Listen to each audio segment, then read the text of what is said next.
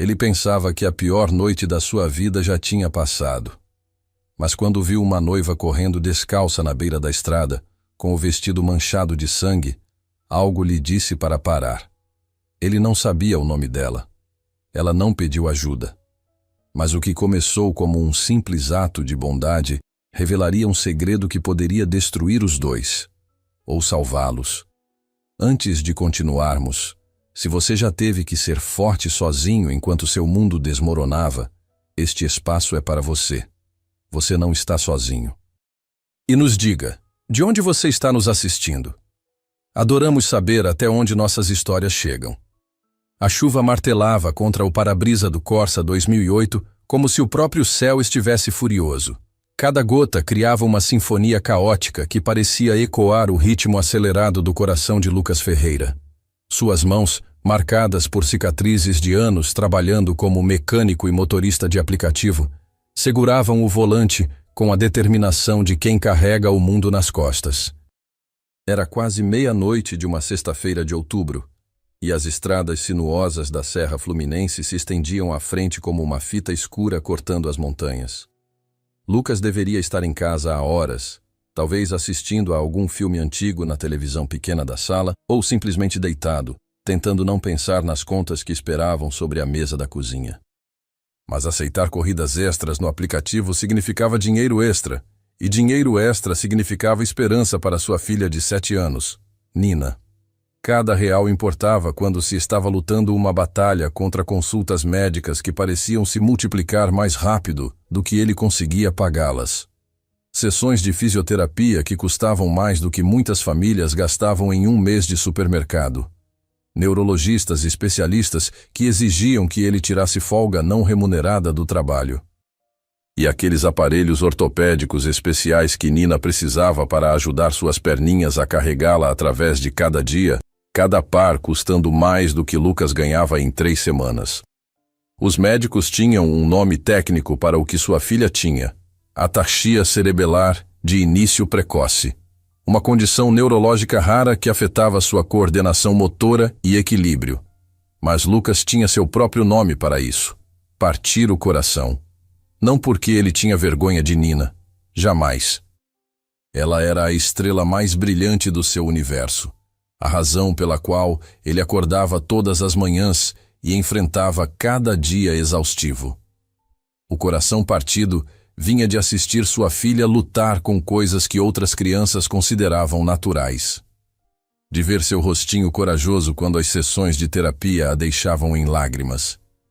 De saber que talvez ele não conseguisse dar a ela tudo o que ela precisava para melhorar. Sua ex-esposa, Camila, tinha ido embora 4 anos atrás, pouco depois dos médicos entregarem o diagnóstico de Nina. Lucas ainda conseguia lembrar daquela conversa. A forma como Camila tinha ficado parada na cozinha do apartamento deles, braços cruzados, o rosto uma máscara de pânico mal controlado. "Eu não consigo fazer isso, Lucas", ela tinha dito, a voz oca e distante. "Não consigo lidar com a pressão, a incerteza, a preocupação constante com dinheiro e tratamentos. E se ela nunca melhorar? Eu não sou forte o suficiente para isso." E assim, ela se foi. Os papéis do divórcio chegaram 2 semanas depois, junto com uma nota breve dizendo que estava se mudando para São Paulo para recomeçar. Ela mandava cartões de aniversário para Nina 2 vezes por ano e um pequeno presente no Natal, mas essa era a extensão do seu envolvimento na vida da filha.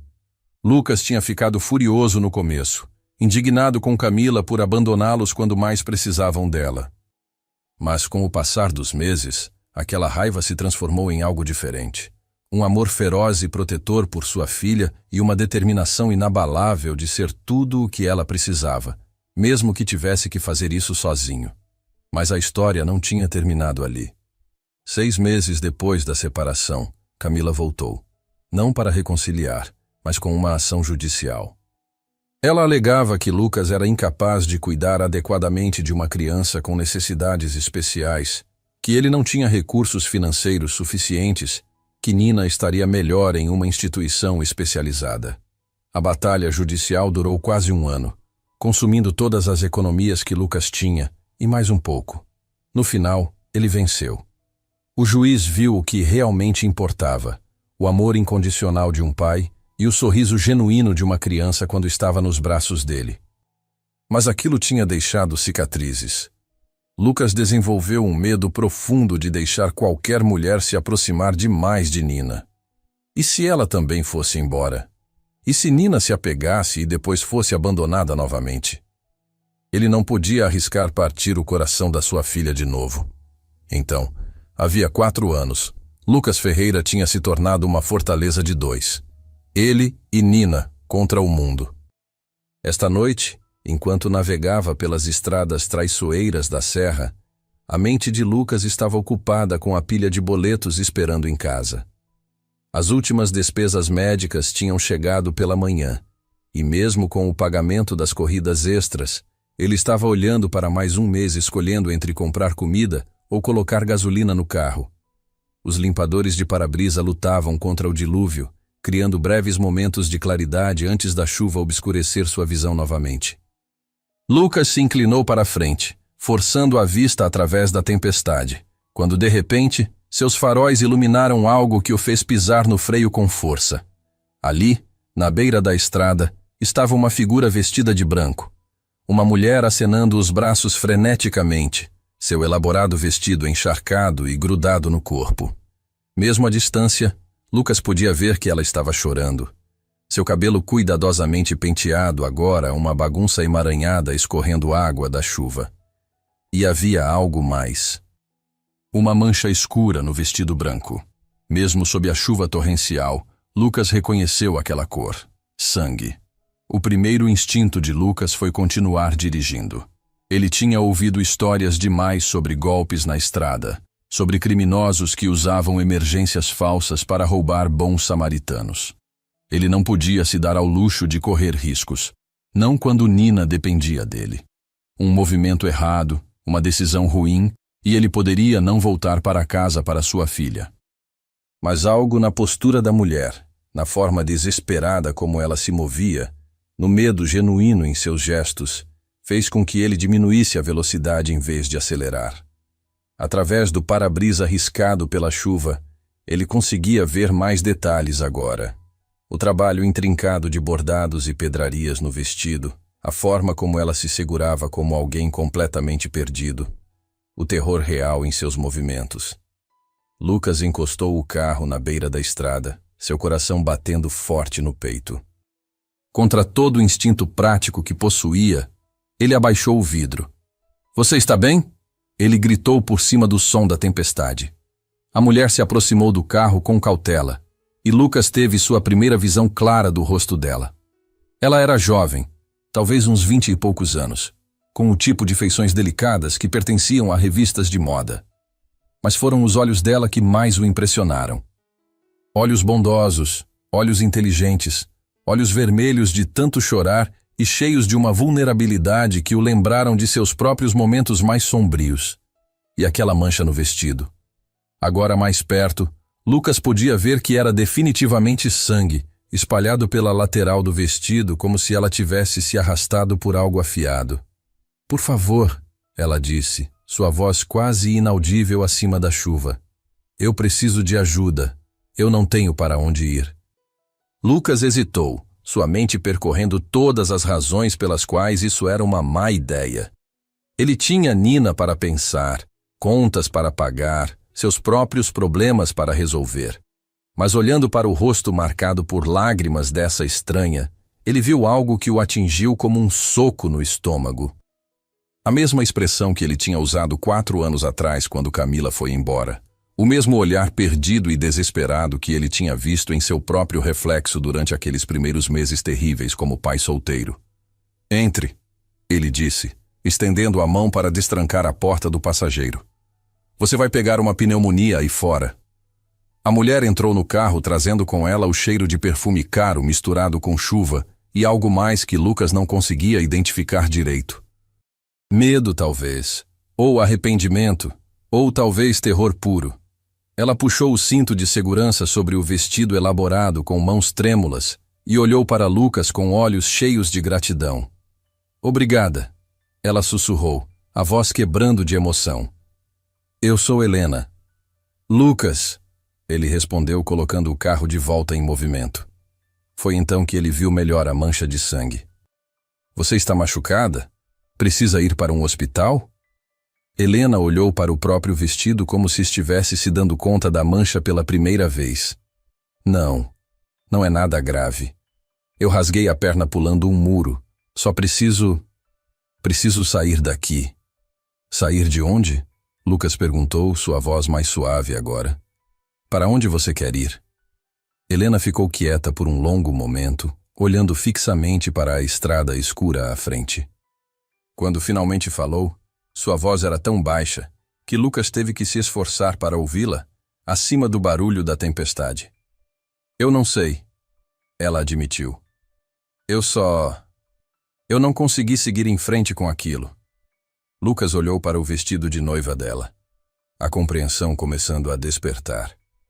O traje elaborado, a maquiagem perfeita agora borrada pelas lágrimas. A forma como ela se segurava como alguém que acabara de tomar a decisão mais aterrorizante de sua vida.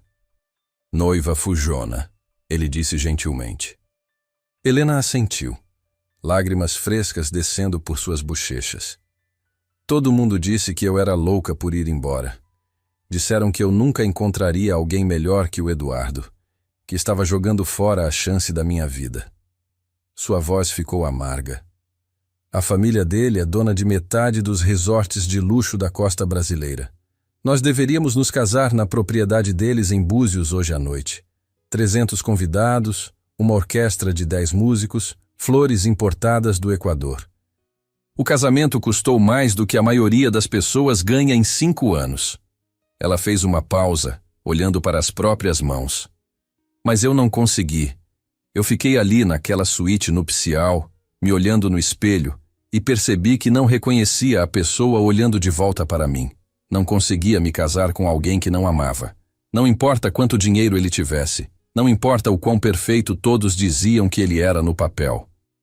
Lucas sentiu uma dor familiar no peito, a mesma dor que sentia sempre que pensava em seu próprio dia de casamento. Ele se lembrava de estar diante do altar, olhando nos olhos de Camila, acreditando com cada fibra do seu ser que enfrentariam tudo juntos. Como ele tinha sido ingênuo ao pensar que o amor podia conquistar tudo antes das noites sem dormir e das contas médicas crescentes e da realização lenta e dolorosa de que algumas pessoas fogem quando a vida fica difícil. Mas a mancha de sangue... Lucas começou, sua preocupação genuína aparecendo na voz. Helena deu um riso amargo. A propriedade onde seria o casamento é cercada por muros altos, muros com arame farpado no topo. Eu estava no quarto, esperando para descer para a cerimônia, quando ouvi Eduardo conversando com a mãe dele do lado de fora da porta. Eles não sabiam que eu estava ouvindo. Ela fez uma pausa, e Lucas viu suas mãos tremerem no colo. Ele estava dizendo para a mãe dele que depois do casamento, assim que os papéis estivessem assinados, ele ia me internar em uma clínica psiquiátrica particular. Alegaria que eu tinha surtos, que era instável. A mãe dele tinha até escolhido a clínica já. Um lugar discreto, sem visitas permitidas. E sabe por quê? Lucas sacudiu a cabeça, um frio crescendo em seu estômago. Porque meus pais me deixaram um fundo fiduciário, uma herança considerável. Mas só posso acessar quando casar ou completar 30 anos. Eduardo descobriu uma brecha legal. Se eu fosse declarada incapaz, meu cônjuge teria controle total dos recursos. Ele nunca me amou. Era só pelo dinheiro dos meus pais. A voz dela quebrou. Então esperei. Esperei até que todos estivessem na área da cerimônia e pulei pela janela do 2º andar. Caí no jardim, corri até o muro e escalei. O arame farpado me pegou, mas eu não podia parar, não podia voltar. Corri pela estrada até você aparecer. Lucas sentiu uma onda de raiva por esse Eduardo, esse homem que ele nunca tinha conhecido. Que tipo de pessoa planejava aprisionar outra dessa forma? Você denunciou? Foi na polícia? Helena deu uma risada sem humor. E dizer o quê? Que ouviu uma conversa? A família Bittencourt Almeida tem conexões em todo o Rio. Advogados, juízes, delegados. Se eu for agora, sem provas, sem evidências, eles vão dizer que sou eu quem está tendo um surto. Que abandonei meu noivo no altar por estar desequilibrada.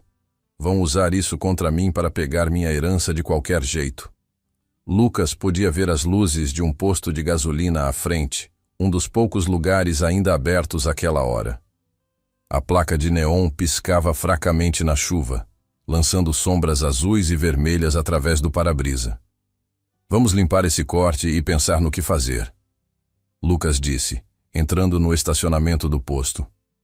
E você precisa sair dessa roupa molhada antes de ficar doente. Dentro da loja de conveniência do posto, Helena parecia completamente deslocada em seu vestido de noiva de grife entre os caminhoneiros e trabalhadores do turno da noite. O contraste era quase cômico. Uma mulher que pertencia a festas de gala, sentada em um banco de plástico ao lado de homens em botas de trabalho e camisetas desbotadas. Lucas comprou um kit de primeiros socorros, uma garrafa de água e as únicas roupas disponíveis na loja: uma calça de moletom cinza e uma camiseta com o logo de uma marca de refrigerante. Enquanto Helena ia ao banheiro para se limpar e trocar, Lucas comprou 2 cafés e um pedaço de bolo de chocolate, notando que as mãos dela tremiam tanto que ela provavelmente não conseguiria segurar nada pesado. Quando Helena voltou, vestida nas roupas simples, parecia diferente. Mais jovem, mais vulnerável, mas de alguma forma mais genuinamente ela mesma do que no vestido elaborado. Ela se sentou na cadeira de plástico ao lado de Lucas e aceitou o café com gratidão, envolvendo as mãos ao redor da xícara de isopor quente. Lucas se pegou estudando o rosto dela sob a luz fluorescente dura da loja. Os olhos dela, apesar do medo e das lágrimas, tinham uma força neles. Uma determinação que ele reconhecia porque via a mesma coisa no espelho toda manhã quando se preparava para mais um dia impossível. Eu sei que isso deve parecer patético, ela disse, olhando para o café como se ele pudesse conter respostas para perguntas que ela não sabia como fazer. Mas eu nunca estive sozinha antes. Fui da casa dos meus pais para internato, depois faculdade, depois para o mundo do Eduardo. Eu nem sei como alugar um apartamento ou me candidatar a um emprego de verdade. Nunca tive que fazer orçamento para compras ou descobrir como funciona convênio médico. Me sinto como uma criança brincando de adulta. Lucas sentiu algo se mexer no peito, um reconhecimento que ia mais fundo que simpatia. Ele viu em Helena a mesma expressão perdida que Nina tinha usado durante sua primeira sessão de fisioterapia, quando percebeu que suas pernas talvez nunca funcionassem como as de outras crianças. Era o olhar de alguém enfrentando um futuro incerto sem mapa, sem garantias e sem ideia se eram fortes o suficiente para lidar com o que estava por vir. Onde está sua família? Lucas perguntou, genuinamente curioso sobre essa jovem mulher que tinha abandonado uma vida de luxo. Meus pais morreram em um acidente de carro quando eu tinha 16 anos, Helena disse, sua voz oca com uma dor antiga. A família do Eduardo me acolheu. Pagaram minha faculdade, me deram tudo o que eu achava que queria, me trataram como uma filha. Eu sentia que devia minha vida a eles. Quando Eduardo propôs no ano passado, todo mundo agiu como se fosse inevitável, como se eu devesse ser grata pela oportunidade de me casar com tanta riqueza e status. O que você estudou na faculdade? Lucas perguntou, genuinamente curioso. Psicologia infantil, Helena disse com uma risada amarga. Eduardo sempre disse que era um diploma inútil, que eu nunca precisaria trabalhar, que meu trabalho era parecer bonita e receber convidados em jantares e produzir a próxima geração de herdeiros dos resorts. Mas eu adorava estudar isso. Há algo mágico em ajudar crianças a se expressarem através da terapia, especialmente crianças lidando com trauma ou doença. A xícara de café de Lucas parou no meio do caminho até os lábios. Crianças com doenças. Pela primeira vez naquela noite, os olhos de Helena se iluminaram com paixão genuína. Principalmente crianças em hospitais ou com condições crônicas. A terapia dá a elas uma forma de comunicar sentimentos para os quais ainda não têm palavras. Há algo incrível em assistir uma criança doente criar algo bonito, algo que é inteiramente dela, Quando tudo mais na vida delas parece caótico e fora de controle, Lucas pensou em Nina, na forma como ela desenhava constantemente desde o diagnóstico. A geladeira em casa estava coberta com suas obras de arte. Imagens dela correndo, dançando, fazendo todas as coisas que sua condição tornava difícil. Cada desenho era como uma pequena janela para seu coraçãozinho corajoso, sua forma de imaginar um futuro onde suas pernas funcionassem perfeitamente e ela pudesse acompanhar as outras crianças na escola. Minha filha adoraria conhecer alguém como você, Lucas se pegou dizendo, as palavras saindo antes que pudesse questioná-las. Ela tem 7 anos e está lidando com alguns desafios de saúde. Desenhar é a forma dela de lidar com tudo. Helena se inclinou para a frente, interesse genuíno aquecendo sua voz. Como ela se chama? Nina, Lucas disse. E apenas falar o nome da filha trouxe um sorriso ao seu rosto, apesar de tudo. Apesar de tudo, ela é tudo para mim. A pessoa mais forte que conheço, mesmo sendo apenas uma criancinha.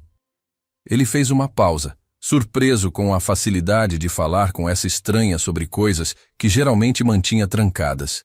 Mas algo na presença calma de Helena, na forma como ela realmente escutava, fazia com que as palavras fluíssem. Sua mãe foi embora quando as coisas ficaram difíceis, 4 anos atrás. Não conseguia lidar com as consultas médicas, a incerteza, o estresse financeiro. Disse que não era feita para esse tipo de vida. Lucas fez uma pausa. Tem sido só eu e Nina desde então. Alguns dias são mais difíceis que outros, especialmente quando as contas se acumulam e eu me pergunto como vou pagar a próxima rodada de tratamentos. Mas ela nunca reclama. Nunca pergunta por que isso aconteceu com ela. Ela só continua desenhando seus desenhos e falando sobre todas as coisas que vai fazer quando melhorar. Helena estendeu a mão e tocou gentilmente a mão de Lucas. Seus dedos estavam quentes do copo de café, e Lucas sentiu uma centelha de algo que não experimentava há anos, o simples conforto da conexão humana. Sinto muito, ela disse suavemente. Deve ser incrivelmente difícil fazer tudo sozinho. A parte mais difícil não é o dinheiro ou as coisas médicas, Lucas admitiu, sua voz áspera de emoção. É o medo de que eu não seja suficiente para ela. Que ela precise de mais do que posso dar. Que ela mereça melhor do que um pai que trabalha como motorista de aplicativo e dirige um carro de 15 anos e às vezes tem que escolher entre comprar comida e pagar as sessões de terapia dela. Eles ficaram sentados em silêncio confortável por um tempo, 2 estranhos que tinham encontrado compreensão inesperada nas lutas um do outro. Lá fora, a chuva continuava batendo contra as janelas do posto. Mas ali, naquele canto improvisado, algo quente e genuíno estava crescendo entre eles. Lucas se viu realmente olhando para Helena pela primeira vez desde que ela havia entrado em seu carro. Sob a maquiagem borrada e o vestido elaborado agora trocado por roupas simples de posto de gasolina, ela era bonita de uma forma que não tinha nada a ver com roupas caras ou estilo profissional. Havia uma bondade em seus olhos, uma força no porte de seus ombros, apesar da vulnerabilidade, que o lembravam da pessoa que ele costumava ser antes que a vida o desgastasse. Eu tenho uma ideia, Helena disse de repente, sua voz cheia de uma determinação que não estava lá antes. E se eu ficasse em Petrópolis por um tempo? Eu poderia conseguir um emprego, talvez fazer trabalho voluntário no hospital infantil. Tenho dinheiro guardado de um fundo fiduciário que meus pais me deixaram. Dinheiro que a família do Eduardo nunca tocou porque está em um banco diferente. Eu poderia ajudar com o que você e Nina precisarem. Lucas sacudiu a cabeça imediatamente, seu orgulho inflamando. Não posso aceitar seu dinheiro. Mal conheço você e não sou caso de caridade. Tenho cuidado da minha filha muito bem sozinho. Eu sei que tem. Helena disse gentilmente. Mas me escute. Você parou para uma estranha vestida de noiva à meia-noite, sob uma chuva torrencial. Isso me diz tudo o que preciso saber sobre quem você é. Você é o tipo de pessoa que ajuda os outros mesmo quando tem todos os motivos para não fazer isso. E talvez... Talvez ajudar alguém seja exatamente o que eu preciso agora. Talvez essa seja a forma de começar a descobrir quem eu sou quando não estou tentando ser quem todos querem que eu seja. Lucas estudou o rosto dela, vendo algo que o lembrava de sua própria determinação em dar a Nina a melhor vida possível. Essa jovem mulher havia abandonado a fortuna de um bilionário para encontrar algo real, algo significativo. Ela não estava oferecendo ajuda por pena ou obrigação. Estava oferecendo porque entendia o que significava lutar por algo que importava. E quanto ao Eduardo? Lucas perguntou. Ele não vai vir atrás de você? A expressão de Helena endureceu levemente.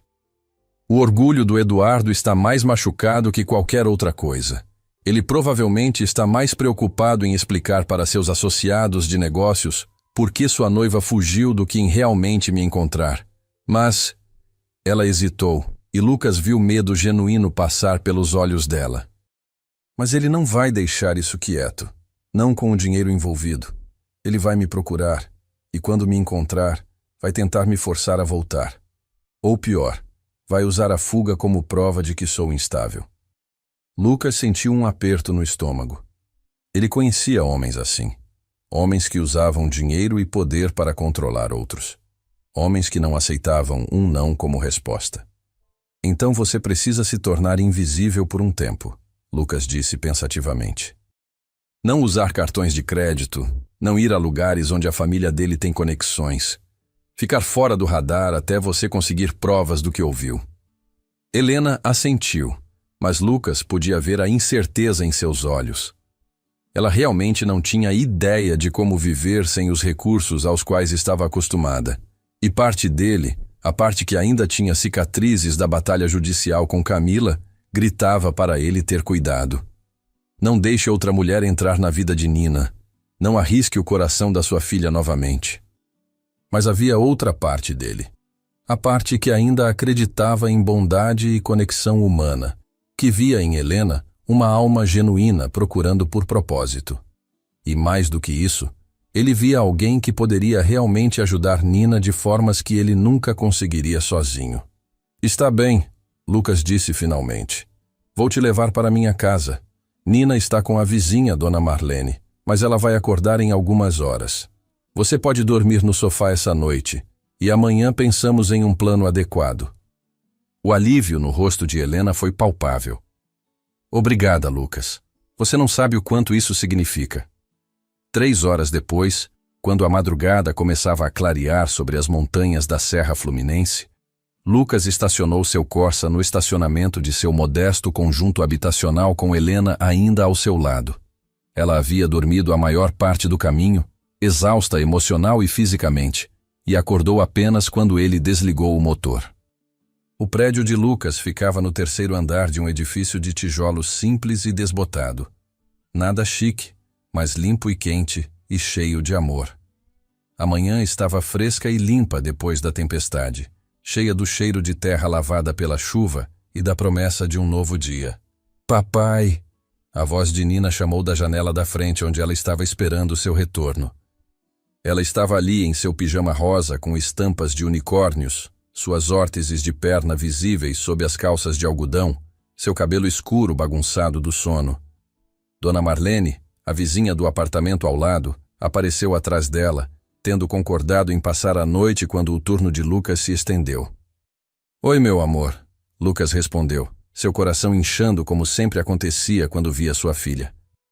Trouxe alguém que quero que você conheça. Helena saiu do carro, e Lucas observou enquanto suas 2 pessoas favoritas no mundo se avaliavam. Nina, com seus olhos escuros sérios e o queixo teimoso do pai, inclinou a cabeça com a curiosidade franca que apenas crianças possuem. Helena se ajoelhou no nível de Nina, seus movimentos cuidadosos e respeitosos, como se entendesse que estava sendo avaliada por alguém cuja opinião importava mais do que qualquer conselho de diretores ou dama da sociedade. Você é uma princesa? Nina perguntou com a honestidade brutal da infância. A risada de Helena foi como música, genuína e calorosa. Não, querida. Sou apenas alguém que está aprendendo a ser corajosa, assim como você. Nina considerou isso seriamente. Papai diz que sou corajosa porque não choro durante meus exercícios, mesmo quando doem. Você quer ver meus desenhos? Eu desenho muitos desenhos. Lucas sentiu sua garganta apertar de emoção enquanto observava o rosto de Helena se iluminar com interesse genuíno. Eu adoraria ver seus desenhos. Aposto que são lindos. Enquanto subiam as escadas até o apartamento, Lucas se viu vendo sua casa através dos olhos de Helena. Os móveis eram de segunda mão, mas confortáveis. As paredes precisavam de pintura e o carpete mostrava anos de desgaste, mas cada superfície estava coberta com evidências do amor que vivia ali. Desenhos de Nina, fotografias de aventuras de pai e filha, livros gastos de tantas leituras na hora de dormir. Dona Marlene os recebeu na porta, seus olhos curiosos passando de Lucas para Helena e de volta. Tudo bem aqui, Lucas? Tudo ótimo, Dona Marlene. Obrigado por ficar com a Nina. Essa é Helena, uma amiga que precisava de ajuda. A vizinha idosa assentiu com sabedoria, como se entendesse que havia uma história ali, mas era educada demais para perguntar. A Nina foi um amor como sempre. Comeu toda a janta e foi para a cama na hora certa. Depois que Dona Marlene foi embora, Nina imediatamente levou Helena para seu canto de arte, um pequeno espaço perto da janela da sala, onde Lucas havia montado uma mesinha e cadeira de tamanho infantil, junto com todos os materiais de arte que podia pagar. A geladeira e as paredes estavam cobertas com as criações de Nina. Desenhos coloridos de flores e arco-íris feitos com giz de cera, pinturas em aquarela do prédio do apartamento e dezenas de autorretratos mostrando uma menina com pernas fortes e saudáveis. Esse aqui é meu favorito, Nina disse, apontando para um desenho que fazia o coração de Lucas doer toda vez que olhava. Mostrava Nina correndo em um campo de flores, suas pernas longas e retas, um sorriso enorme no rosto. Na parte de baixo, em sua cuidadosa caligrafia de primeira série, ela havia escrito: "Quando eu melhorar". Helena se ajoelhou ao lado do desenho, seus olhos enchendo de lágrimas. É lindo, Nina. Você é uma artista de verdade. Papai diz que a arte ajuda a mostrar às pessoas o que está em nossos corações. Nina disse como se fosse óbvio. O que está no seu coração? A pergunta era tão inocente, tão direta, que Helena ficou quieta por um longo momento. Quando finalmente falou, sua voz estava grossa de emoção. Agora, querida, meu coração está cheio de esperança. Esperança de que estou exatamente onde deveria estar. Lucas preparou café enquanto observava Helena e Nina conversando sobre arte, cores e técnicas de desenho. Havia algo profundamente comovente em ver sua filha, tão séria e reservada com a maioria dos adultos, se abrindo completamente para essa estranha. E Helena não estava apenas sendo educada ou fingindo interesse. Ela estava genuinamente engajada, fazendo perguntas que mostravam seu treinamento em psicologia infantil, oferecendo sugestões que eram ao mesmo tempo profissionais e acessíveis a uma criança de 7 anos. Nina tem ataxia cerebelar. Lucas disse baixinho quando Nina foi ao quarto buscar mais desenhos. É uma condição neurológica rara que afeta sua coordenação e equilíbrio. Por isso ela usa as órteses. Fazemos fisioterapia 3 vezes por semana, mas é caro e... E você está fazendo um trabalho incrível, Helena disse firmemente. Olhe para ela, Lucas. Ela é confiante, criativa, feliz. Você deu isso a ela. Mas poderia ser melhor, Lucas disse. A frustração e a culpa que carregava há anos finalmente encontrando voz. Há tratamentos mais novos, terapias experimentais, especialistas em São Paulo que estão tendo sucesso com casos como o dela. Mas não tenho como pagar. O convênio básico que consigo mal cobre as sessões regulares. Helena ficou quieta por um momento, pensativa. Sabe, o hospital onde eu quero trabalhar voluntário tem um programa excelente de neurologia pediátrica. Eu poderia perguntar sobre opções de tratamento, ver se há programas de assistência ou estudos clínicos que poderiam ajudar. Não quero caridade, Lucas disse automaticamente, mas sua voz não tinha a mesma convicção de antes. Não é caridade, Helena respondeu suavemente. é simplesmente saber onde procurar ajuda. Às vezes não é sobre dinheiro, é sobre conhecer as pessoas certas e fazer as perguntas certas. Nina voltou correndo da sala com uma pilha de desenhos, e a conversa mudou para temas mais leves. Mas Lucas não conseguia parar de pensar nas palavras de Helena. Talvez ele tivesse estado tão focado em fazer tudo sozinho que havia perdido oportunidades de ajuda legítima.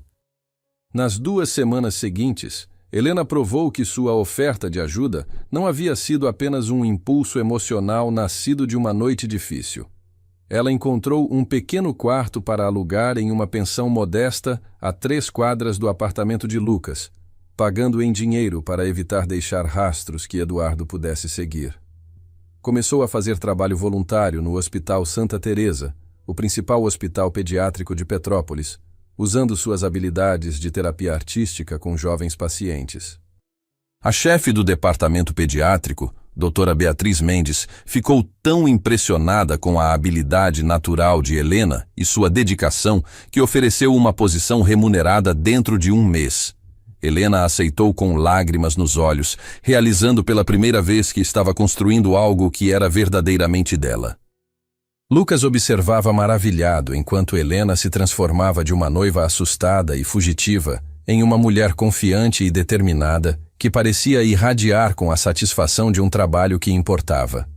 Ela passava seus dias ajudando crianças doentes a expressarem seus medos e esperanças através da arte, e suas noites haviam se tornado cada vez mais parte da rotina de Lucas e Nina.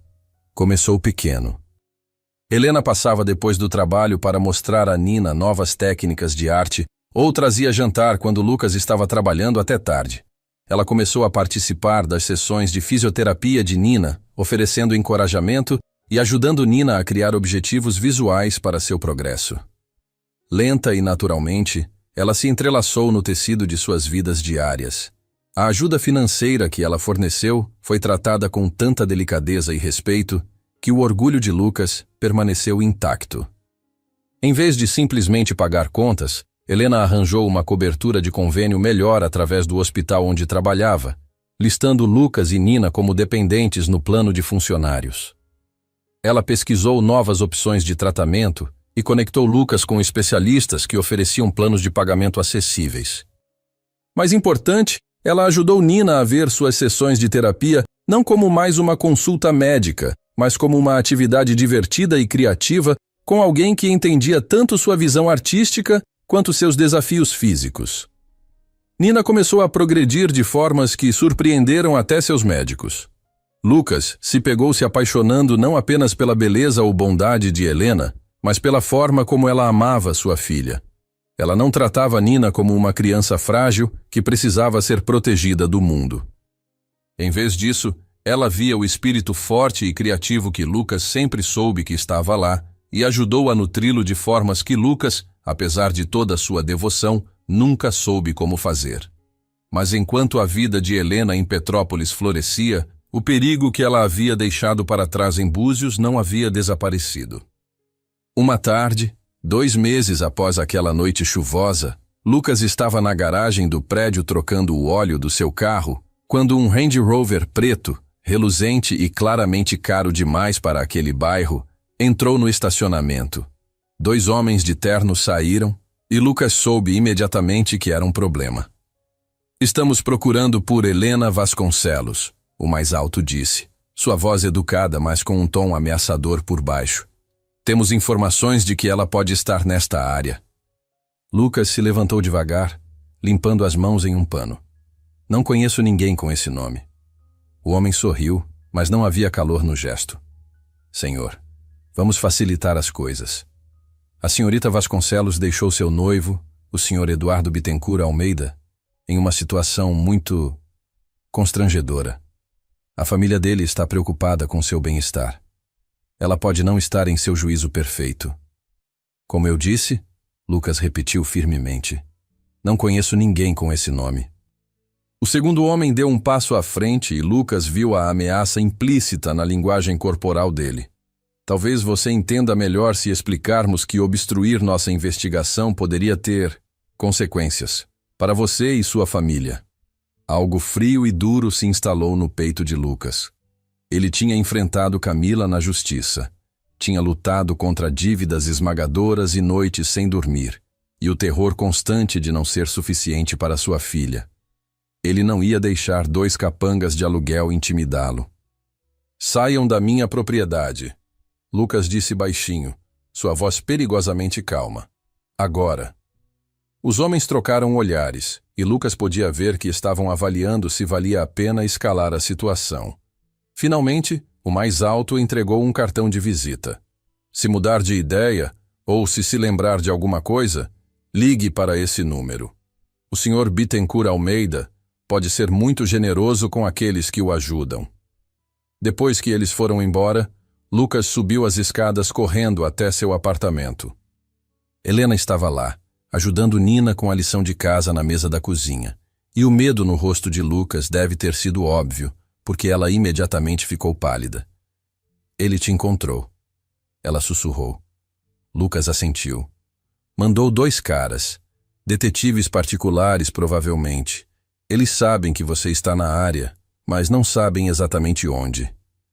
Helena se levantou, suas mãos tremendo. "Eu preciso ir. Não posso colocar vocês em perigo. Eduardo não vai parar, Lucas. Ele tem recursos ilimitados, conexões em todos os lugares. Ele vai..." "Não!" Lucas interrompeu firmemente. "Você não vai a lugar nenhum. Vamos resolver isso da forma certa." "Legal." "Papai?" A voz pequena de Nina fez ambos se virarem. "A Helena vai embora?" Lucas viu o terror nos olhos da filha, e algo dentro dele se solidificou em determinação absoluta. Nina já havia perdido uma mãe.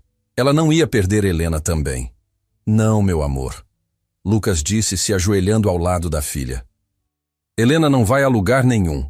A gente é uma família agora, e famílias não abandonam umas às outras." Helena começou a chorar silenciosamente, e Nina se levantou da cadeira, atravessou a sala com passos cuidadosos e abraçou Helena com toda a força de seus bracinhos. "Você pode ficar com a gente," Nina disse com a certeza absoluta da infância. "A gente vai te proteger." Lucas olhou para as duas, sua filha e a mulher que havia se tornado tão essencial para suas vidas em tão pouco tempo, e soube que havia chegado a um ponto de não retorno. Ele ia lutar por Helena da mesma forma que lutou por Nina. Não porque ela precisava de resgate, mas porque algumas pessoas entram em nossas vidas e se tornam família não por sangue, mas por escolha. "Amanhã", Lucas disse, "vamos procurar um advogado. Você vai fazer um depoimento formal sobre o que ouviu. Vamos conseguir uma ordem de restrição, e se Eduardo continuar te perseguindo, vamos tornar isso público. Homens como ele detestam publicidade negativa." Helena assentiu, enxugando as lágrimas. "Por que você está fazendo isso? Você mal me conhece." Lucas pensou na pergunta por um momento. Ele poderia dizer que era porque ela havia ajudado Nina. Poderia dizer que era porque acreditava na história dela. Mas a verdade era mais simples e mais complicada que isso. "Porque às vezes", ele disse finalmente, "a coisa certa a fazer é a coisa mais difícil. E porque você nos mostrou que família não é sobre sangue ou documentos legais. É sobre aparecer todos os dias e escolher amar alguém." Naquela noite, depois que Nina adormeceu, Lucas e Helena sentaram na pequena varanda do apartamento, olhando para as luzes da cidade abaixo. O ar estava frio e limpo, cheio das promessas e incertezas do que estava por vir. "Eu nunca pensei que poderia amar a filha de outra pessoa assim", Helena admitiu, sua voz suave na escuridão. "Mas Nina, ela me ensinou como é o amor verdadeiro. Não é sobre grandes gestos ou presentes caros. É sobre aparecer todos os dias, acreditar nos sonhos de alguém, celebrar suas vitórias, não importa quão pequenas." Lucas pegou a mão dela, maravilhado com o quão perfeitamente ela se encaixava na sua. "Você deu a ela algo que eu nunca poderia ter dado sozinho. Você mostrou a ela que é digna de amor, não apesar de seus desafios, mas incluindo eles. Esse é um presente que vai moldar o resto da vida dela." Eles ficaram sentados ali por um longo tempo, 2 sobreviventes que haviam encontrado um ao outro na tempestade, sabendo que lutas maiores ainda estavam por vir. mas também sabendo que, pela primeira vez em muito tempo, nenhum deles estava enfrentando o mundo sozinho. Na manhã seguinte, Lucas acordou com uma determinação que não sentia há anos. Ele ligou para o trabalho dizendo que precisava de um dia de folga, algo que raramente fazia, e marcou uma consulta com um advogado que Dona Marlene havia recomendado. Dr. Rodrigo Campos tinha um escritório modesto no centro de Petrópolis, mas era conhecido por aceitar casos difíceis e lutar pelos menos favorecidos. Helena estava visivelmente nervosa quando entraram no escritório, suas mãos tremendo levemente enquanto segurava uma pasta com todos os documentos que havia conseguido reunir. Certidões de nascimento dos pais, documentos do fundo fiduciário e uma cronologia detalhada dos eventos que levaram à sua fuga. Dr. Campos era um homem na casa dos 50, com cabelos grisalhos e olhos perspicazes que pareciam ver através de mentiras. Ele ouviu a história de Helena sem interromper, fazendo anotações ocasionais, seu rosto permanecendo cuidadosamente neutro até que ela terminasse. Senhorita Vasconcelos, ele disse finalmente. O que a senhora ouviu é extremamente grave. Conspiração para fraude, privação ilegal de liberdade, possivelmente até tentativa de tutela fraudulenta. Mas vou ser honesto com a senhora. Sem provas físicas, essa conversa que ouviu torna-se sua palavra contra a de uma das famílias mais poderosas do Rio de Janeiro. O coração de Lucas afundou, mas Dr. Campos levantou uma mão antes que ele pudesse protestar. No entanto, continuou o advogado, há coisas que podemos fazer. Primeiro, vamos requerer uma ordem de proteção baseada em assédio. Os investigadores que apareceram ontem foram uma invasão clara de privacidade. Segundo, vamos fazer um depoimento formal documentando suas alegações. Terceiro, e isso é crucial, precisamos garantir que seu fundo fiduciário esteja protegido legalmente. Helena se inclinou para a frente. Como? A senhora disse que só pode acessar o dinheiro aos 30 anos ou ao se casar. Mas há uma terceira opção que a maioria das pessoas não conhece. Emancipação financeira por risco de coerção. Se conseguirmos provar que há tentativas de forçá-la a um casamento contra sua vontade para obter controle de seus recursos, um juiz pode liberar os fundos antecipadamente sob sua administração exclusiva. Pela primeira vez desde que os investigadores haviam aparecido, Lucas viu esperança genuína nos olhos de Helena. Mas vai ser uma luta, Dr. Campos advertiu. A família Bittencourt Almeida tem recursos ilimitados e advogados que trabalham há décadas protegendo seus interesses. Eles vão tentar desacreditá-la, pintá-la como instável ou oportunista. Você precisa estar preparada para isso. Eu estou, Helena disse com uma firmeza que fez Lucas se orgulhar. Não vou deixar que eles me transformem em vítima novamente. E não vou deixar que destruam a vida que estou construindo aqui.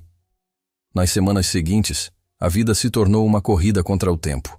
Doutor, Campos moveu rapidamente, entrando com todos os documentos necessários e construindo um caso baseado não apenas no testemunho de Helena, mas em um padrão de comportamento controlador que ele começou a documentar através de entrevistas com conhecidos da família Bittencourt Almeida. Enquanto isso, Helena continuou seu trabalho no hospital, e foi ali que aconteceu a primeira grande vitória de Nina, a doutora. Beatriz Mendes, a chefe do departamento pediátrico onde Helena trabalhava, havia ouvido falar sobre a condição de Nina através de Helena. Ela era uma das principais especialistas em distúrbios neurológicos pediátricos do estado e ofereceu avaliar Nina sem custos. Lucas nunca esqueceria aquele dia. Ele, Helena e Nina sentaram-se no consultório da doutora Mendes enquanto ela revisava todos os exames e histórico médico de Nina. A médica era uma mulher na casa dos 60, com um jeito gentil, mas direto que imediatamente conquistou a confiança de Nina. Senhor Ferreira, a doutora Mendes disse depois de completar sua avaliação, sua filha tem feito progressos notáveis com a fisioterapia atual.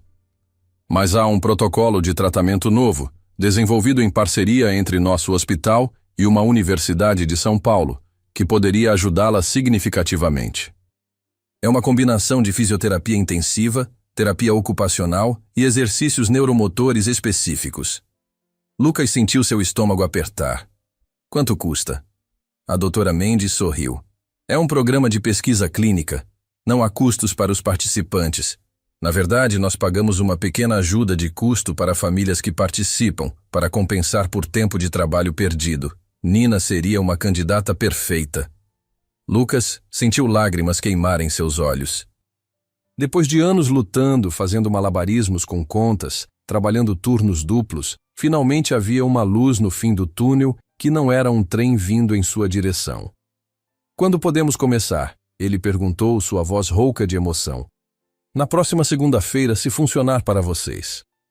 Naquela noite, Lucas fez algo que não fazia há muito tempo. Ele chorou, não de desespero ou frustração, mas de alívio e gratidão. Helena o segurou enquanto ele liberava anos de medo e estresse acumulados, e quando ele finalmente se acalmou, ela disse algo que mudaria tudo. Lucas, eu te amo. Eu amo você e amo Nina. E quero fazer parte desta família não apenas agora, mas para sempre. Lucas olhou nos olhos dela, vendo a sinceridade absoluta ali, e percebeu que sentia o mesmo. Não era apenas gratidão ou atração física.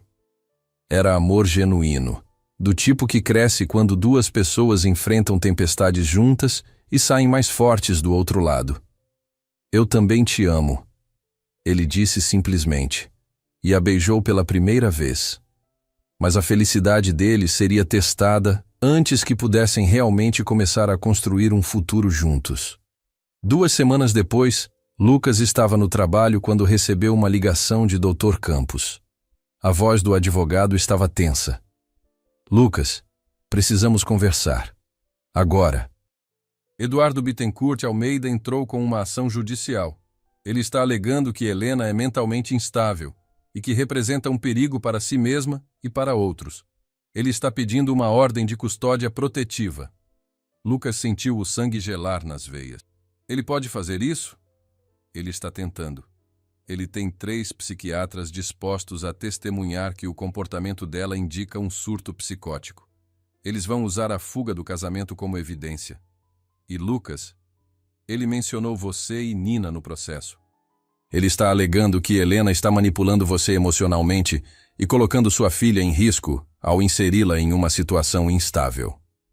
A raiva que queimou através de Lucas naquele momento era diferente de qualquer coisa que ele já havia sentido. Eduardo não estava apenas atacando Helena. Estava atacando sua família, questionando sua capacidade de proteger sua própria filha. O que fazemos? Lucas perguntou, sua voz perigosamente calma. Temos uma audiência em 3 dias. Precisamos contra-atacar e precisamos fazer rápido. Você confiaria em mim para fazer algo não convencional? O que você tem em mente? Vamos tornar isso público. Eduardo está contando com poder usar sua influência nos bastidores. Mas se levarmos isso à mídia, se contarmos a história de Helena publicamente, ele vai pensar 2 vezes antes de seguir em frente. Homens como ele odeiam ter sua imagem manchada. Lucas pensou por um momento. Era arriscado. Se não funcionasse, poderia piorar tudo. Mas se ficassem quietos, Eduardo usaria seu poder e dinheiro para esmagar Helena e, no processo, destruir a família que eles estavam construindo. Faça, Lucas disse. 2 dias depois, a história estourou. Herdeira bilionária foge de casamento após descobrir plano de internação forçada era a manchete no principal jornal do Rio. Doutor. Campos havia trabalhado com uma jornalista investigativa conhecida por expor corrupção entre as elites, e ela havia feito seu trabalho minuciosamente. A matéria detalhava não apenas a história de Helena, mas revelava um padrão preocupante. A jornalista havia descoberto que a clínica psiquiátrica mencionada na conversa que Helena ouvira tinha histórico de aceitar pacientes por solicitação de familiares ricos, sem avaliações independentes adequadas. Havia outras mulheres, outras histórias similares, embora nenhuma tivesse conseguido escapar como Helena. A reação foi imediata e explosiva. As redes sociais explodiram com indignação. Organizações de direitos das mulheres começaram a se manifestar. E mais importante, outros membros da elite social do Rio começaram a se distanciar publicamente da família Bittencourt Almeida. Eduardo tentou contra-atacar, alegando difamação e perseguição. Mas o dano estava feito. A audiência judicial, quando finalmente aconteceu, foi muito diferente do que ele havia planejado. Lucas sentou-se ao lado de Helena no tribunal, segurando sua mão enquanto advogados de ambos os lados apresentavam seus argumentos. Eduardo estava lá, vestindo um terno que provavelmente custava mais do que o carro de Lucas. Seu rosto uma máscara de indignação contida. A juíza, uma mulher na casa dos 60 com uma reputação de não tolerar manipulações, ouviu ambos os lados com atenção. Quando finalmente falou, sua voz era firme e sem espaço para argumentação. Sr. Bittencourt Almeida, analisei cuidadosamente todas as evidências apresentadas, revisei os laudos dos psiquiatras que o senhor trouxe e devo dizer que estou preocupada com a facilidade com que eles diagnosticaram uma paciente que nunca examinaram pessoalmente. Isso levanta sérias questões éticas. Eduardo começou a falar, mas a juíza o silenciou com um olhar.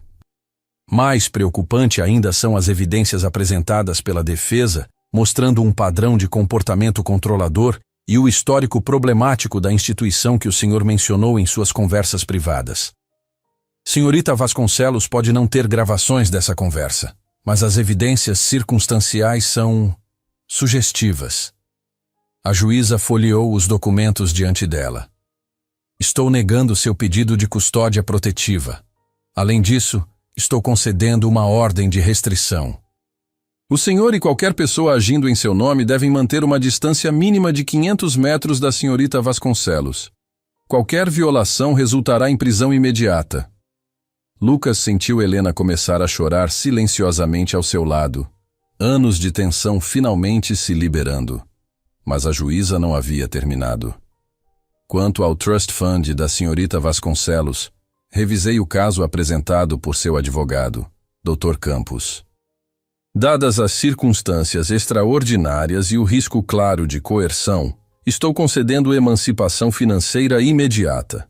Senhorita Vasconcelos terá acesso total aos seus recursos a partir de hoje, sem necessidade de casamento ou esperar até os 30 anos.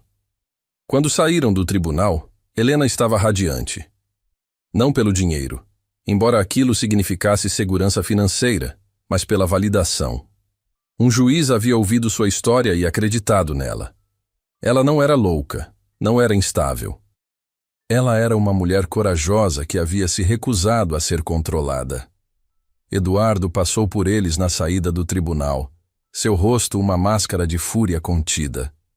Ele parou brevemente, olhando para Helena com algo que parecia quase respeito, antes de sussurrar baixo o suficiente para apenas eles ouvirem. Você venceu desta vez, mas lembre-se, no meu mundo sempre há outra jogada. Lucas deu um passo à frente, colocando-se entre Eduardo e Helena. No seu mundo, talvez, mas ela não está mais no seu mundo. E se tentar trazê-la de volta, vai ter que passar por mim primeiro. Eduardo olhou para Lucas como se estivesse vendo um inseto particularmente irritante, então virou e foi embora sem outra palavra. Naquela noite, Lucas, Helena e Nina celebraram com pizza em seu pequeno apartamento. Nina estava animada não apenas pela comida, mas porque Helena havia lhe contado sobre o programa de tratamento novo que começaria na segunda-feira.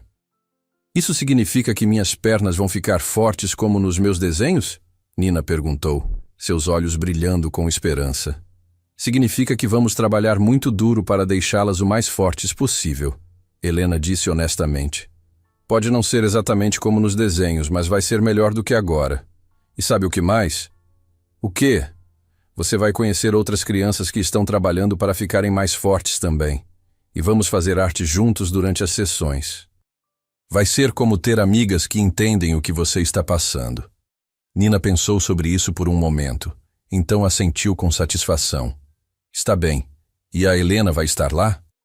Vou estar lá sempre que você precisar de mim, Helena prometeu. Lucas observava as duas conversando.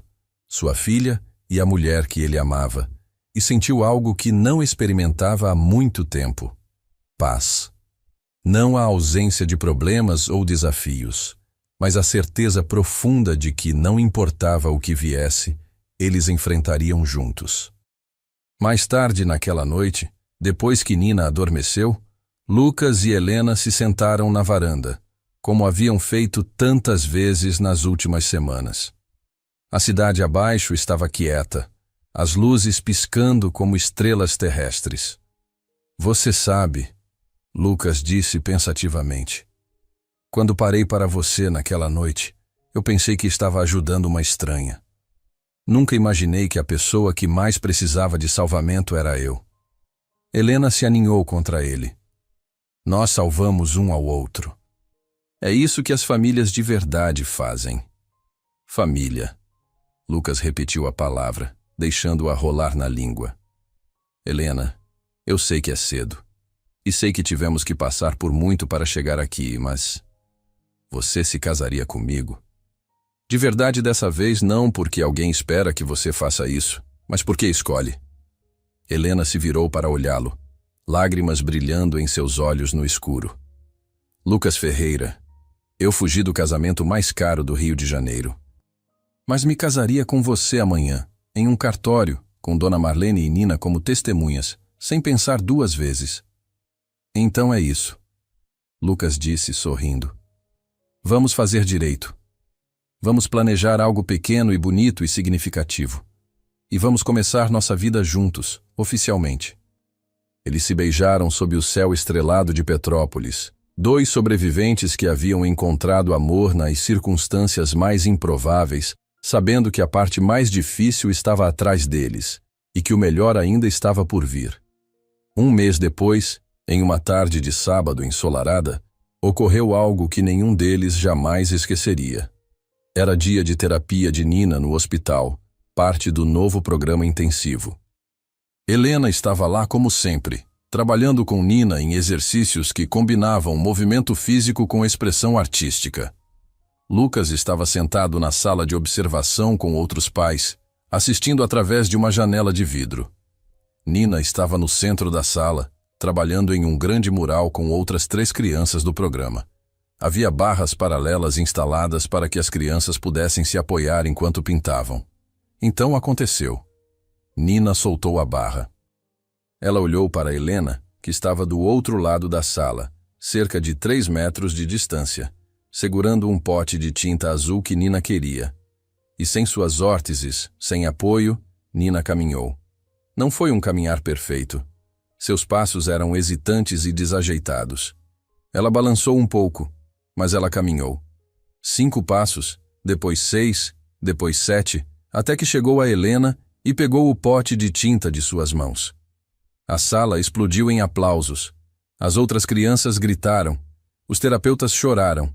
E Lucas correu para a sala e pegou sua filha nos braços, lágrimas correndo livremente pelo seu rosto. Você fez isso, meu amor, ele disse, sua voz quebrando de emoção. Você caminhou. Nina estava sorrindo tão amplamente que parecia que seu rosto poderia se partir. Eu sabia que conseguiria. Helena disse que eu era forte o suficiente, e eu sou. Lucas olhou para Helena por cima da cabeça de Nina e viu no rosto dela o mesmo amor feroz e orgulho que ele sentia. Ela não havia dado a Nina pernas que funcionassem perfeitamente, mas havia dado algo talvez ainda mais importante: a crença de que ela era capaz de mais do que imaginava. Aquela noite, depois de Nina finalmente adormecer, exausta, mas radiante de sua conquista, Lucas pegou a mão de Helena. Obrigado, ele disse simplesmente, por parar quando eu parei naquela noite, por confiar em um estranho, por amar minha filha como se fosse sua, por me mostrar que às vezes as melhores coisas da vida vêm quando você está disposto a correr riscos pelo que realmente importa. Helena apertou sua mão. Obrigada por me dar uma família quando eu mais precisava de uma. Por me mostrar que o amor verdadeiro não se mede em contas bancárias ou propriedades, mas em momentos como hoje. Em ver uma criança caminhar pela primeira vez sem apoio e saber que você teve um pequeno papel em tornar isso possível. Eles ficaram ali, dois corações que haviam encontrado um ao outro na tempestade, sabendo que sua jornada estava apenas começando, mas confiantes de que, juntos, poderiam enfrentar qualquer coisa que o futuro trouxesse.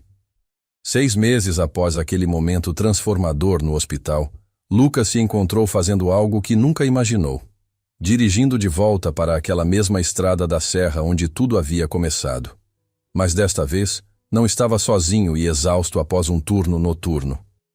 Helena estava ao seu lado, e no banco de trás, Nina cantarolava uma música da escola, suas pernas balançando livremente, as órteses agora usadas apenas ocasionalmente em dias de atividade intensa. Lucas tinha um plano. Não o tipo de plano elaborado e caro que a família Bittencourt Almeida teria aprovado, mas algo genuíno e significativo. Ele ia pedir Helena em casamento do jeito certo, no lugar onde suas vidas haviam se entrelaçado pela primeira vez. Eles pararam no mesmo posto de gasolina onde haviam tomado café naquela noite chuvosa. O lugar parecia diferente sob a luz do sol da tarde, menos sombrio e mais acolhedor. Lucas comprou 3 refrigerantes e levou sua pequena família para uma mesa do lado de fora, onde podiam ver as montanhas se estendendo ao longe. Lembram desta mesa? Lucas perguntou, sabendo que Helena entenderia imediatamente. Os olhos dela se encheram de lágrimas. Como eu poderia esquecer? Foi aqui que você me salvou sem nem saber que estava me salvando. Na verdade, Lucas disse colocando a mão no bolso e sentindo a pequena caixa de veludo ali. Foi aqui que nós nos salvamos mutuamente. Ele se ajoelhou ali mesmo, na frente do posto de gasolina, sob o olhar curioso de caminhoneiros e viajantes, e abriu a caixa. O anel não era o mais caro do mundo. Seu orçamento não podia competir com herdeiros bilionários.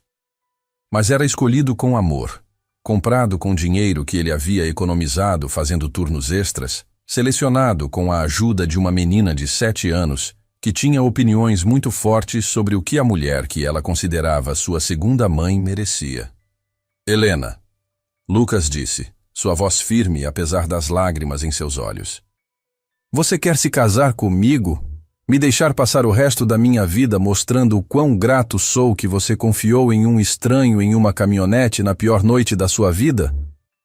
A resposta de Helena não veio em palavras, mas na forma como ela se lançou para abraçá-lo, rindo e chorando ao mesmo tempo. Nina pulou da cadeira e se juntou ao abraço, gritando: Ela disse sim! Ela disse sim! Mesmo que Helena ainda não tivesse falado. Sim. Helena finalmente sussurrou contra os lábios de Lucas. Sim para tudo, para o resto de nossas vidas, para ser madrasta da Nina, para construir algo bonito juntos. Os outros clientes do posto aplaudiram, e a mesma garçonete que os havia servido naquela primeira noite limpou lágrimas dos próprios olhos. O casamento aconteceu 4 meses depois, em uma pequena igreja no centro de Petrópolis. Era tudo o que o primeiro casamento de Helena deveria ter sido, mas não foi. Íntimo, em vez de ostensivo, genuíno, em vez de performático, focado no amor, em vez de status. A lista de convidados incluía os colegas de trabalho de Lucas, os colegas de Helena do hospital, metade da turma do jardim de infância de Nina, Dona Marlene, Dr. Campos, a doutora Beatriz Mendes e até a garçonete do posto de gasolina que havia testemunhado o início da história deles. Mas o momento que fez todos chorarem foi quando Nina caminhou pelo corredor como daminha. Ela usava um vestido rosa claro, que Helena a havia ajudado a escolher, e carregava uma cesta de flores que ela mesma havia ajudado a cultivar na pequena horta que plantaram na área comum do prédio. Mais importante, ela caminhou por toda a extensão do corredor sem suas órteses, suas pernas agora fortes o suficiente para carregá-la pelo caminho em direção à família que ela sempre sonhou em ter. Os olhos de Lucas se encheram de lágrimas enquanto observava sua filha, lembrando-se de todas as noites que havia se preocupado por não ser suficiente para ela, por ela precisar de mais do que ele podia fornecer. Agora, vendo seu sorriso confiante enquanto ela espalhava pétalas de flores e vendo a expressão orgulhosa e amorosa de Helena enquanto observava, Lucas finalmente entendeu que o amor não diminui quando é compartilhado. Ele se multiplica. A cerimônia foi simples, mas perfeita. Lucas e Helena escreveram seus próprios votos, falando não apenas sobre seu amor um pelo outro, mas sobre seu compromisso com a família que estavam criando juntos. Quando o padre os declarou marido e mulher, Nina aplaudiu mais alto que qualquer um, correndo para abraçar os dois antes mesmo que eles terminassem de se beijar. A recepção foi realizada no centro comunitário, onde Nina frequentava a creche, decorado com flores do jardim de Helena e obras de arte criadas pelas crianças do hospital onde ela trabalhava. Em vez de uma orquestra de 10 músicos, eles tinham um amigo de Lucas tocando violão e uma playlist de músicas que significavam algo para sua pequena família. Em vez de champanhe importado, eles brindaram com suco de uva espumante para que Nina pudesse participar. Foi perfeito de todas as formas que importavam. Durante a festa, Lucas notou Helena conversando com um grupo de mães, cujos filhos estavam no programa de tratamento com Nina. Ela estava animada, gesticulando enquanto falava sobre algo, e Lucas se aproximou para ouvir. É apenas uma ideia por enquanto, Helena estava dizendo. Mas com o acesso ao meu fundo fiduciário, finalmente posso fazer algo que sempre quis. Abrir um centro de terapia artística especificamente para crianças com condições neurológicas e suas famílias. Um lugar onde elas possam receber tratamento de alta qualidade independentemente da capacidade de pagar. Uma das mães, uma mulher chamada Carla, cujo filho tinha paralisia cerebral, tinha lágrimas nos olhos. Você faria isso? Realmente? Eu não estaria aqui, não teria esta família, Helena disse olhando para Lucas e Nina, se alguém não tivesse me ajudado quando eu mais precisava. É hora de passar isso adiante. Lucas sentiu seu coração expandir de orgulho. Esta era a Helena verdadeira. A mulher que havia se escondido sob expectativas e obrigações da família Bittencourt Almeida. Esta era a pessoa que ela havia se tornado quando finalmente teve liberdade para escolher seu próprio caminho. 3 anos depois, Lucas e Helena estariam no saguão do Centro de Terapia Integrativa Helena Vasconcelos Ferreira, olhando para uma instalação de arte permanente criada por jovens pacientes. No centro da exposição estava uma pintura de Nina, agora com 10 anos, e uma estudante confiante da 4ª série, que só ocasionalmente precisava de suas órteses durante dias particularmente ativos.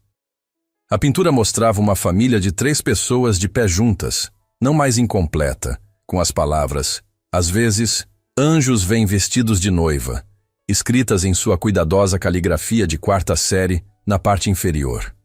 Nina havia pintado aquilo para um evento beneficente do hospital. A pintura havia sido vendida por mais dinheiro do que Lucas ganhava em um mês, com os recursos indo para ajudar outras famílias enfrentando contas médicas que não podiam pagar. Mas o valor real da pintura não era monetário. Era o testemunho que representava do poder da bondade inesperada, de escolher ajudar estranhos, de acreditar que o amor pode transformar até as circunstâncias mais difíceis em algo bonito. Lucas frequentemente pensava naquela noite chuvosa, sobre a decisão em fração de segundo de parar para uma noiva chorando em uma estrada escura. Ele havia parado pensando que poderia estar ajudando outra pessoa, nunca imaginando que a pessoa que mais precisava ser salva era ele mesmo. Helena o havia ensinado que ser um bom pai não significava fazer tudo sozinho. Significava criar um ambiente amoroso onde sua filha pudesse prosperar. Nina havia ensinado a Helena que o amor verdadeiro não se media em grandes gestos ou presentes caros, mas em aparecer todos os dias, acreditar nos sonhos de alguém, celebrar suas vitórias, não importa quão pequenas. E juntos, eles haviam construído algo que nenhum deles poderia ter criado sozinho. Uma família verdadeira, baseada não em sangue ou obrigação, mas em escolha, compromisso e amor inabalável. O bilionário Eduardo havia se casado novamente dentro de um ano, com uma mulher da sociedade que ficava bem em fotografias e não fazia perguntas difíceis sobre amor ou compatibilidade. Lucas havia visto o anúncio em uma revista enquanto esperava no consultório médico de Nina. Ele não sentiu inveja, apenas gratidão porque Helena havia sido corajosa o suficiente para fugir de uma vida que a teria feito miserável. O centro que Helena havia aberto se tornou um modelo para programas similares em todo o estado. Ela empregava uma equipe de terapeutas, psicólogos e especialistas médicos, todos dedicados a ajudar crianças com necessidades especiais e suas famílias. Mais importante, nenhuma criança era recusada por falta de recursos financeiros. Helena havia criado um sistema de escala móvel onde famílias pagavam o que podiam e uma rede robusta de doadores cobria o resto. Lucas havia deixado o trabalho como motorista de aplicativo e agora gerenciava as operações do dia a dia do centro. Ele descobriu que tinha um talento para a administração e, mais importante, uma paixão por ajudar famílias que estavam passando pelo mesmo tipo de luta que ele havia enfrentado. Nina se tornou algo de uma pequena celebridade no centro. Ela visitava regularmente, mostrando às crianças mais novas seu progresso e lembrando-as de que melhorias eram possíveis. Ela ainda desenhava constantemente, mas agora seus desenhos mostravam não apenas ela correndo em campos de flores, mas famílias inteiras, crianças de todas as habilidades brincando juntas, um mundo onde diferenças eram celebradas em vez de escondidas. Em uma tarde de outono, 4 anos após aquela noite fatídica, Lucas estava no escritório do centro quando o telefone tocou. Era uma mulher ligando de Búzios, sua voz hesitante e assustada. "Eu vi a matéria sobre a senhora Ferreira", a mulher disse. "Sobre como ela fugiu do casamento com Eduardo Bittencourt Almeida. Eu estou noiva do irmão dele e ouvi uma conversa muito similar. Não sei o que fazer." Lucas sentiu um frio percorrer sua espinha, mas também uma sensação de propósito. "Você fez a coisa certa ligando. Deixe-me passar você para minha esposa. Ela sabe exatamente pelo que você está passando. E podemos ajudar." Depois que transferiu a ligação, Lucas se recostou na cadeira e sorriu. A história deles não era apenas sobre eles. Era sobre criar ondas de mudança, sobre mostrar que uma pessoa corajosa fazendo uma escolha difícil poderia inspirar outras a fazer o mesmo. Naquela noite, quando Lucas voltou para casa, ele encontrou Helena e Nina na cozinha, trabalhando juntas em um projeto de arte. Elas estavam fazendo um presente para Dona Marlene, cuja neta estava prestes a começar tratamento no centro. "Como foi seu dia?" Helena perguntou, levantando os olhos da pintura e sorrindo quando o viu. Lucas pensou na ligação, em todas as famílias que eles haviam ajudado, em Nina rindo enquanto pintava, nesta vida que eles haviam construído juntos a partir das ruínas de suas lutas individuais. "Foi perfeito", ele disse honestamente. "Absolutamente perfeito." Ele se juntou a elas na mesa, pegando um pincel e adicionando sua própria contribuição ao presente. Fora, o sol estava se pondo sobre as montanhas de Petrópolis, pintando o céu em tons de laranja e rosa. Mas dentro de sua casa, a luz era ainda mais brilhante, alimentada pelo amor de uma família que havia escolhido um ao outro contra todas as probabilidades. Lucas frequentemente voltava àquele momento na estrada chuvosa, àquela decisão de frações de segundo de parar ou continuar dirigindo. Ele havia escolhido a compaixão em vez da cautela, e ao fazer isso, havia descoberto que as melhores coisas da vida frequentemente vêm disfarçadas como problemas que não temos certeza se conseguimos lidar. A chuva havia parado naquela noite de outubro 4 anos atrás, mas a história de amor que ela havia iniciado continuava crescendo mais forte a cada dia. Lucas havia aprendido que riqueza verdadeira não tinha nada a ver com contas bancárias ou propriedades. Riqueza verdadeira era medida em abraços matinais de uma filha saudável, em risadas compartilhadas durante o jantar, em momentos tranquilos no balanço da varanda com a mulher que havia escolhido amar tanto ele quanto sua filha completamente. A maioria das pessoas passa por estranhos necessitados, e Lucas não podia culpá-las por isso. O mundo pode ser um lugar perigoso, e proteger a si mesmo e sua família tem que vir primeiro. Mas às vezes, apenas às vezes, parar para ajudar outra pessoa é exatamente como você acaba ajudando a si mesmo. A história deles havia começado com uma estranha vestida de noiva em uma estrada escura, mas havia se tornado algo muito mais bonito. um testemunho do poder da bondade, da força do amor e da mágica que acontece quando você é corajoso o suficiente para parar por alguém que precisa de ajuda, mesmo quando não tem certeza se pode se dar ao luxo de correr o risco.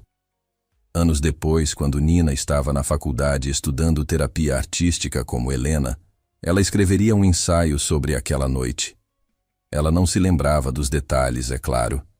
Ela havia dormido durante a parte mais dramática, mas ela se lembrava do momento em que acordou e viu Helena pela primeira vez, essa mulher que se tornaria sua mãe em todos os sentidos que importavam. Meu pai me ensinou que família não é sobre perfeição, ela escreveria. É sobre aparecer, especialmente quando é difícil.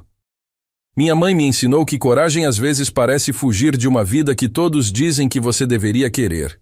E juntos, eles me ensinaram que amor é uma escolha que você faz todos os dias, não apenas uma vez.